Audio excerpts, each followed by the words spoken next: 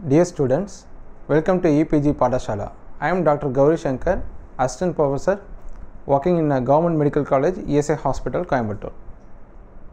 In this module, we are going to learn hormonal secretions. Hormones derived from the Greek word. The hormones are chemicals produced by glands that are transported by the circulatory system to target organs for physiological regulation and behavioral activities. In our body, the glands are divided based on their functions into two groups, exocrine glands and endocrine glands. The exocrine glands are called as external secreting glands. They secrete their products through the duct onto the body surface or into the body cavities. Examples are sweat glands, salivary glands and gastric glands. The endocrine glands are ductless glands. They secrete their hormones directly into the bloodstream. For examples of endocrine glands are pituitary glands, thyroid gland, adrenal gland. The endocrine glands in the human. The main gland is pituitary gland, thyroid gland, the glands in the pancreas, adrenal gland, testis and ovary. The hormones are the chemical messengers of the body. They regulate the body physiology based on the signals from brain. These hormones, if deficient or if excess, can lead to hormonal disorders. The endocrine glands in the human beings are: the first thing is the pituitary gland. This pituitary gland is the master gland. It is rightly called as bandmaster of endocrine orchestra, as it secretes a number of hormones which regulate the activities of other endocrine glands. It is reddish grey oval structure, about 10 mm in diameter. It weighs about 0.5 gram. It hangs below the hypothalamus by a stalk called infundibulum. This picture depicts the hypothalamus and the pituitary gland. Basically, it is composed of two lobes called as anterior lobe. The second is posterior lobe. The hormones secreted from the anterior lobe are: the number one is growth hormone. It stimulates the growth of bone, cartilage, muscles, visceral organs and the body as whole. It promotes protein synthesis, intestinal calcium absorption and glycogenolysis. So in this picture you can see the pituitary gland. The pituitary gland secretes the growth hormone. This growth hormone acts on the liver. From the liver it stimulates the insulin-like growth factor 1. This insulin-like growth factor acts on the bone, muscle, etc. So it stimulates the growth of these bone, muscle and vital organs. If you look into that another picture, the growth hormone acts on the adipose tissue, so it has a direct effect. So because of the direct effect, it stimulates the growth of the adipose tissues, and also it acts on the liver. The insulin-like growth factor released. This is the indirect effect. It acts on the bone and it is responsible for the development of the bone.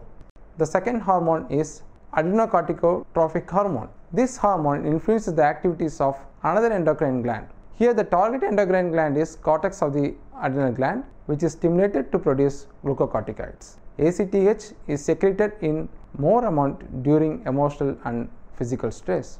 This is also called as stress hormone. The third is thyroid stimulating hormone.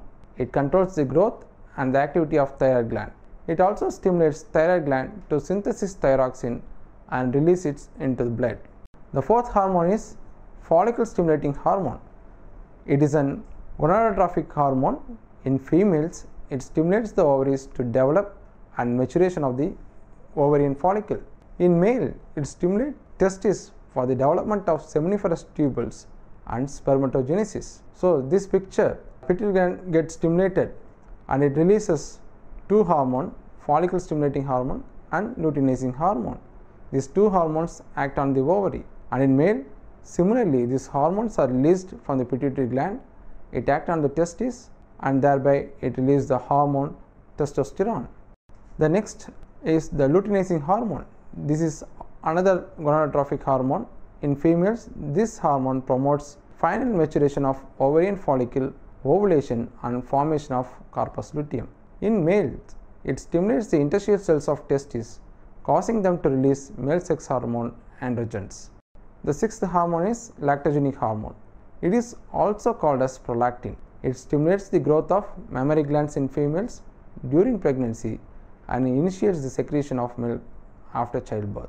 Here in the picture, the mother after sucking, it stimulates the brain. So the pituitary gland started secreting prolactin. So the prolactin is responsible for synthesis of milk. Then the another hormone, oxytocin. So this hormone is secreted by the posterior pituitary gland.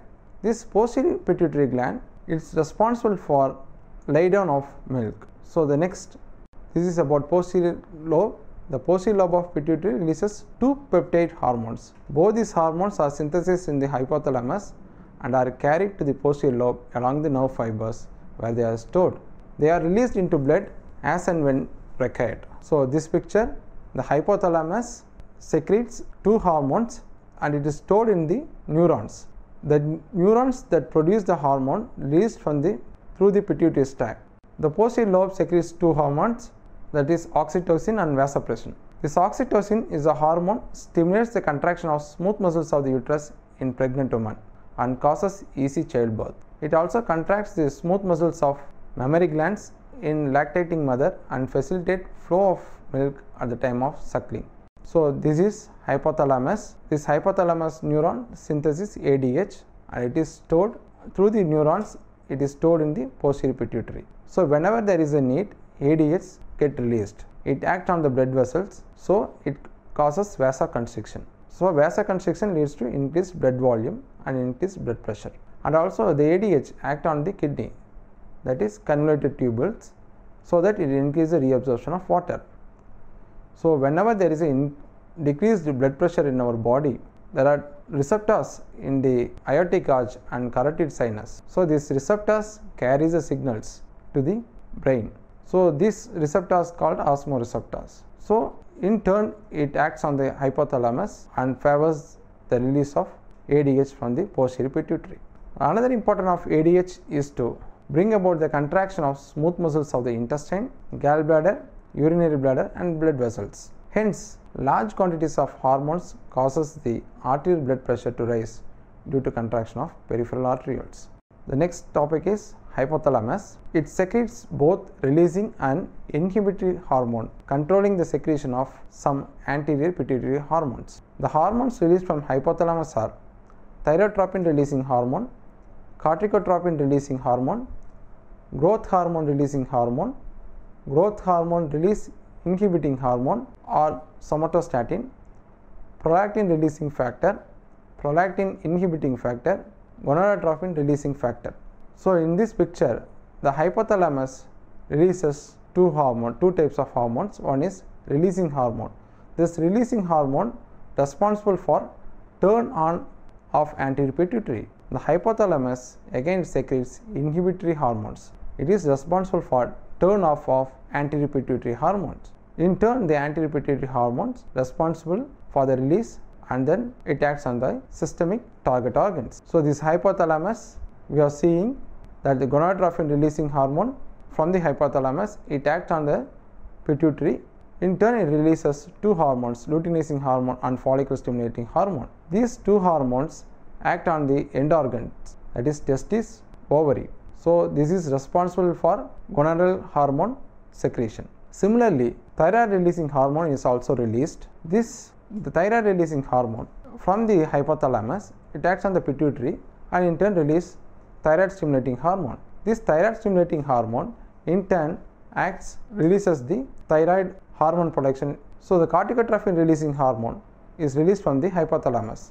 It acts on the pituitary and in turn releases ACTH hormone. This ACTH acts on the adrenal glands and so on, like that. That's a growth hormone releasing hormone. It released from the hypothalamus, it acts on the pituitary and it releases a growth hormone and it is responsible for the growth and development of the organs. Similarly, there is a product called dopamine. That dopamine from the hypothalamus, it acts on the pituitary gland and releases prolactin. This prolactin is responsible for the breast lactogenic formation. The thyroid gland is another important gland. It is a bilobed gland situated in front of the neck.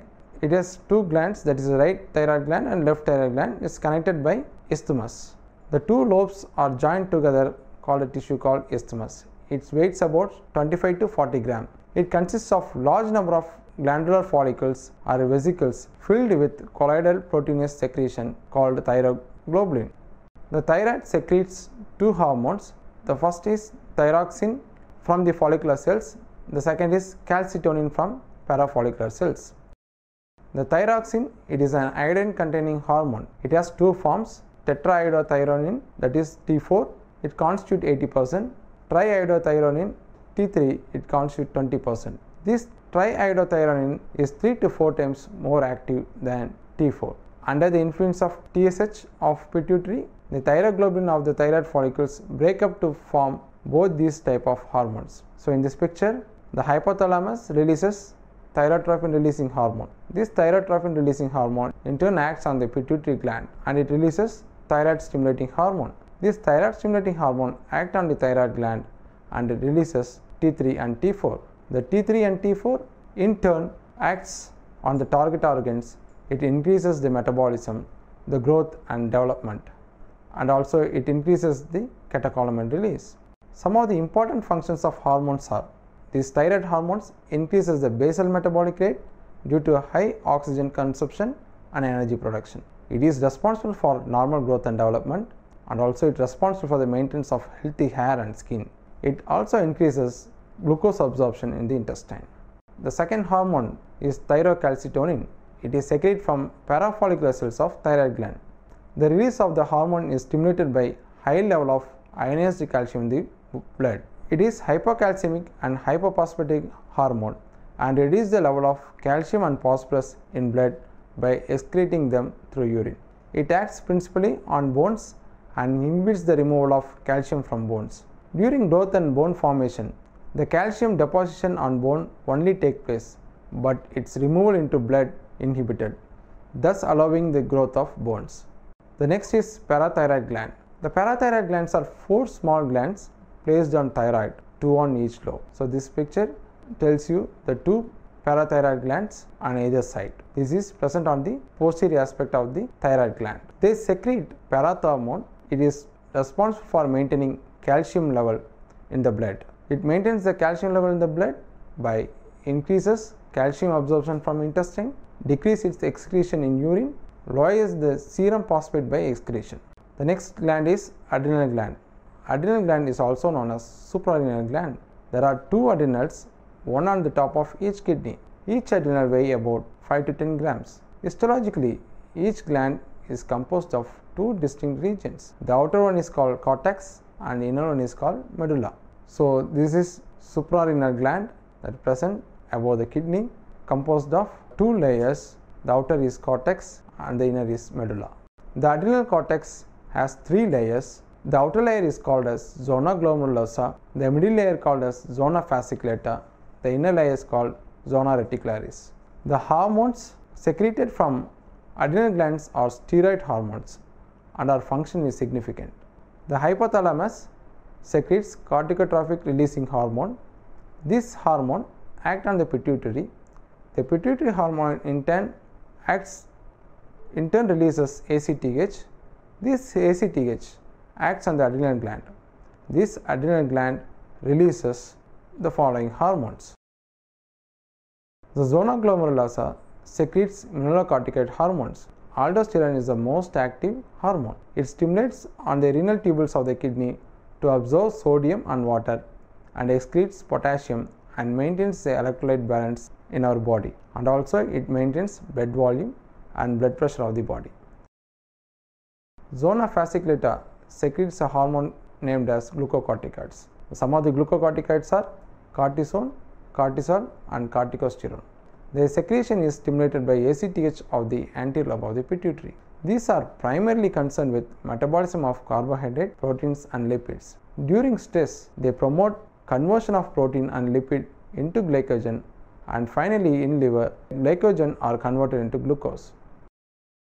Zona reticularis secretes sex hormones. The male sex hormones are androgens and is converted to more potent androgen such as testosterone in the testis, or in females responsible for release of estrogen. So these hormones affect the secondary sexual character in their specific target organs. Estrogen is responsible for breast growth, pubic hair growth, wide hip development. Testosterone is responsible for body hair growth, voice breaks, muscle growth. So, the secondary sexual characters in male and female. In male, the voice becomes much lower.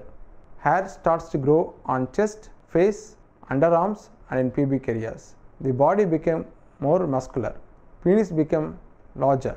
The testes start to produce sperm, and in females, breast growth, nipple enlarged, hair develops under arm and in pubic area. Hip became wider, uterus and vagina become larger, ovaries start to release eggs and period begins, that is menstruation starts. The adrenal medulla, this part of adrenal gland is a portion of sympathetic nervous system. When stimulated by sympathetic nerves, it secretes two hormones, one is adrenaline, another is noradrenaline. These are responsible for fight or flight. These hormones are also known as catecholamines. The catecholamines are emergency hormones and is secreted in larger or smaller amount in relation to the strength of the stimulus from the central nervous system. In situations like shock, fear, excitement and danger, the secretion of adrenaline is greatly increased. This increases the quality of blood pumped through the heart. Due to vasodilatation in skeletal muscles, cardiac muscles and brain, more amount of oxygenated and glucose-rich blood is supplied. In other words, the body becomes energetic to meet the situation. The next is pancreas. The pancreas is a mixed gland in which pancreatic acini are exocrine and the islet of Langerhans are endocrine glands. The islet of Langerhans are made up of alpha cells producing glucagon hormone and beta cells producing insulin hormone.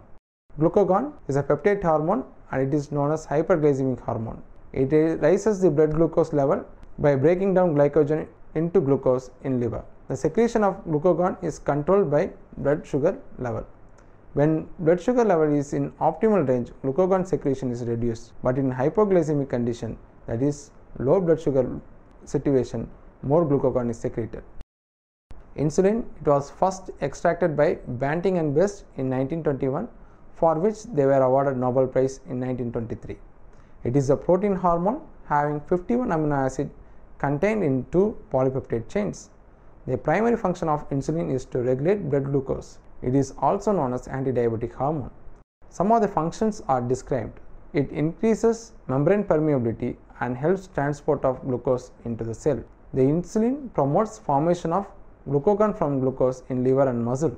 It stimulates protein synthesis and overall growth. It prevents the breakdown of fats and formation of toxic ketone bodies.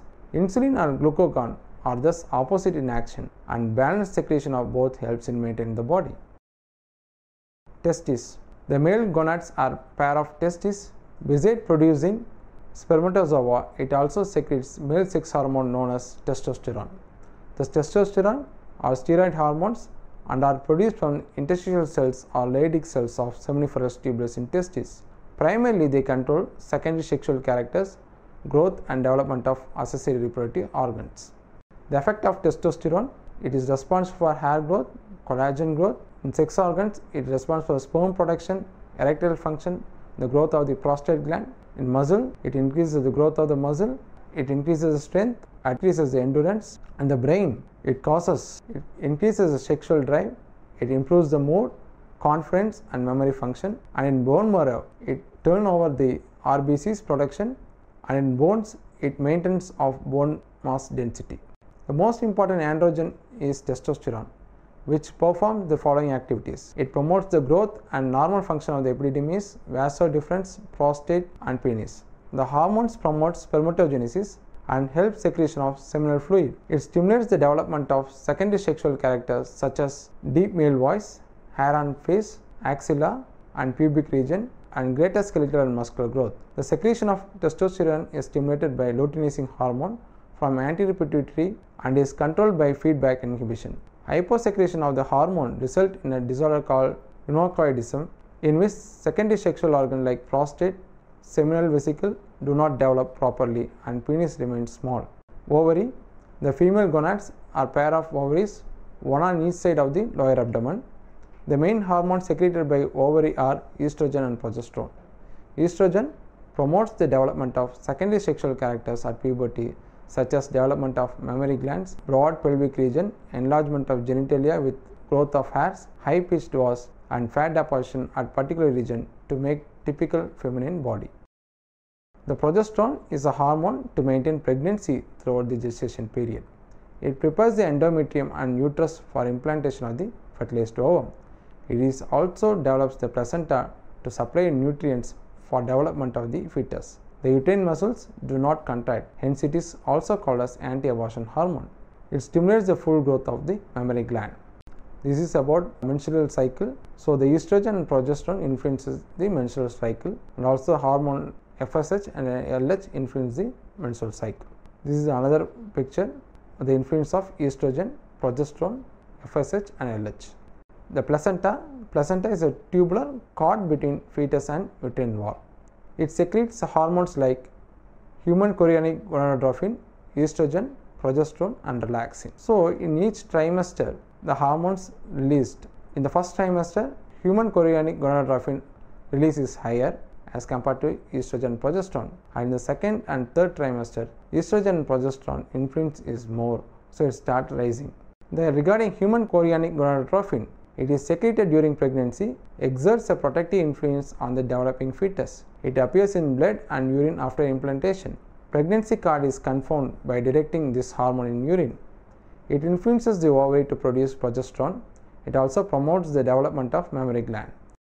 Relaxin is another hormone secreted by placenta, also secreted from uterus and corpus luteum. It stimulates the relaxation of the pubic symphysis of pelvic girdle towards the end of the pregnancy. In conclusion, we have seen the various endocrine glands. So, the main gland is pituitary gland. It secretes a number of hormones, and also the other endocrine glands secretes their own hormones. These hormones act on the target organs. So, these hormones are released from birth, and these hormones, wherever it acts on the, it is responsible for the growth and development of the each and every cell. This hormone is responsible for the maturity.